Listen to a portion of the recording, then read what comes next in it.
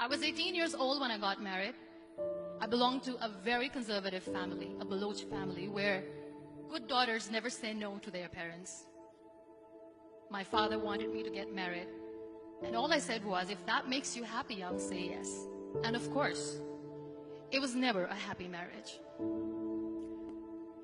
Just about after 2 years of getting married, about 9 years ago, I met a car accident. Somehow my husband fell asleep and the car fell in the ditch. He managed to jump out, saved himself. I'm happy for him. But I stayed inside the car and I sustained a lot of injuries. The list is a bit long. Radius ulna of my right arm were fractured. The wrist was fractured. Shoulder bone and collarbone were fractured. My whole rib cage got fractured.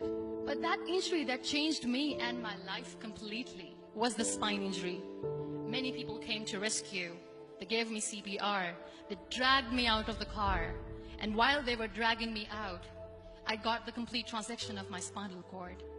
Those 2.5 months in the hospital were dreadful. I was at the verge of despair. One day, doctor came to me and he said, well, I heard that you wanted to be an artist, but you ended up being a housewife. I have a bad news for you. You won't be able to paint again. Next day, doctor came to me and said, your spine injury is so bad, you won't be able to walk again. I took a deep breath and I said, it's all right. Next day, doctor came to me and said, because of your spine injury and the fixation that you have in your back, you won't be able to give birth to a child again. That day, I was devastated. I started to question my existence. Why am I even alive? So what kept me going was, one day I asked my brothers, I know I have a deformed hand, but I'm tired of looking at these white walls in the hospital and wearing these white scrubs. Bring me some colors, bring me some small canvas. I want to paint. So the very first painting I made was on my deathbed, where I painted for the very first time. What an amazing therapy it was. Without uttering a single word, I could paint my heart out. I could share my story. People used to come and say, what lovely painting. So much color. Nobody could see the grief in it. Only I could. And that day I decided that I'm going to live life for myself. I am not going to be that perfect person for someone. I am just going to take this moment and I will make it perfect for myself. That I'm going to fight my fears. So I wrote down one by one all those fears. And I decided that I'm going to overcome these fears one at a time. You know what was my biggest fear? Divorce. But the day I decided that this is nothing but my fear, I liberated myself by setting him free. And I made myself emotionally so strong that the day I got the news that he's getting married, I sent him a text that I'm so happy for you and I wish you all the best. And he knows that I pray for him today. Number 2 was, I won't be able to be a mother again. And that was quite devastating for me. But then I realized there are so many children in the world, all they want is acceptance.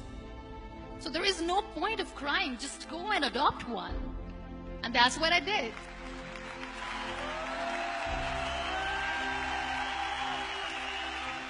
I gave my name in different organizations, different orphanages, and I waited patiently. 2 years later, I got this call from a very small city in Pakistan. I got a call and they said, are you Muniba Mazari?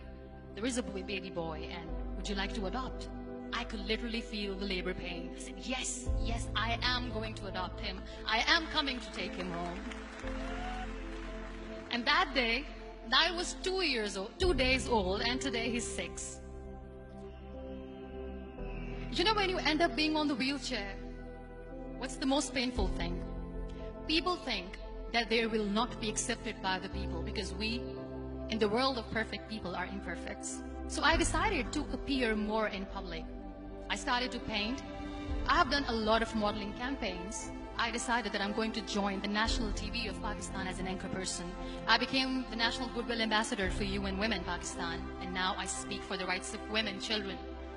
I was featured in BBC 100 Women for 2015. I'm one of the Forbes 30 under 30 for 2016. So when you accept yourself the way you are, the world recognizes you. It all starts from within. We have this amazing fantasy about life. This is how things should work. This is my plan. It should go as per my plan. If that doesn't happen, we give up. I never wanted to be on the wheelchair. Never thought of being on the wheelchair.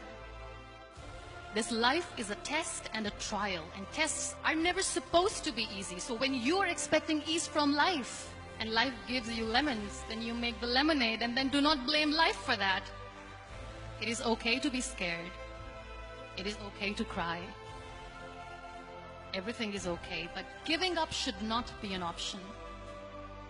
They always say that failure is not an option.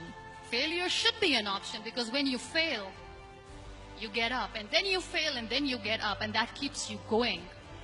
Embrace each and every breath that you are taking. Celebrate your life. Live it. Don't die before your death. Real happiness lies in gratitude. So be grateful, be alive, and live every moment.